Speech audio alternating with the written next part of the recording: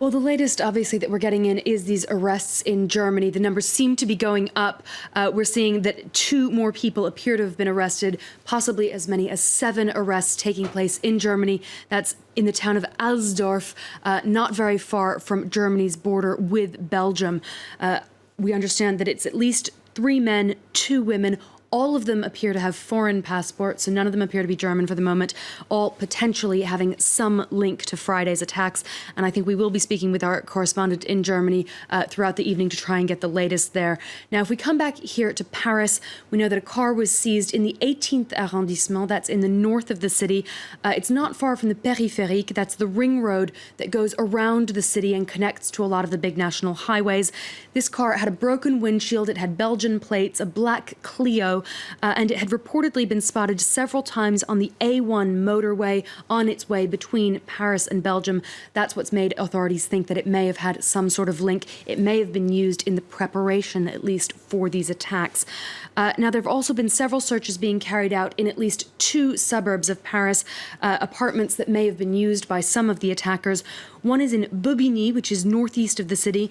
That's an apartment that was rented for exactly 1 week from November 10th to the 17th to Salah Abdeslam. That's the man, of course, that detonated his suicide vest on Boulevard Voltaire on Friday night. The other apartment that's been searched is in Alfortville. That's in the southeast of the city. That had been rented in the name of his brother, Salah, and that's the man, Annette, that's still on the run.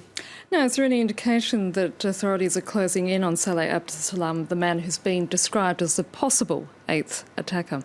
Well, there are still no official sightings of him, no word from police that they really are closing in on him.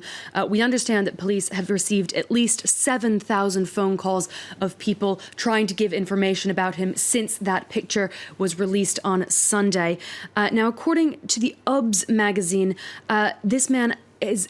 We've got a few more details, at least, about how he fled Paris. We don't know where he is, but we know how he fled. This is the Obs magazine who's been reporting this. He actually apparently rang up a group of friends in Brussels on Friday night and just said, "Hey, I'm stuck in Paris. Could you please come pick me up?" Now, 2 of them did, which is a very good friend move, you would imagine, Nanette. Their car actually crossed over the Belgian border into France at about 3 a.m. on Saturday morning. That's, of course, a little less than 6 hours after the attacks began. Their car crossed back over at 9 a.m. on Saturday, and that's when that car was stopped by authorities. Now, it was before authorities knew who Salah was. They didn't know that he might have any connection to these attacks. They didn't know that they wanted to question him, and the car with its 3 occupants was allowed to go on its way. Now, those 2 friends who came to pick him up are the 2 that were arrested in Brussels during the weekend and were charged with terror-related activities on Monday. Their lawyers insist they had no idea that their friend may have been involved in any sort of attack. They didn't know what was going on. They say they were simply doing a favor for him. They say they dropped him in their neighborhood of Molenbeek near Brussels and that they don't know where he is now.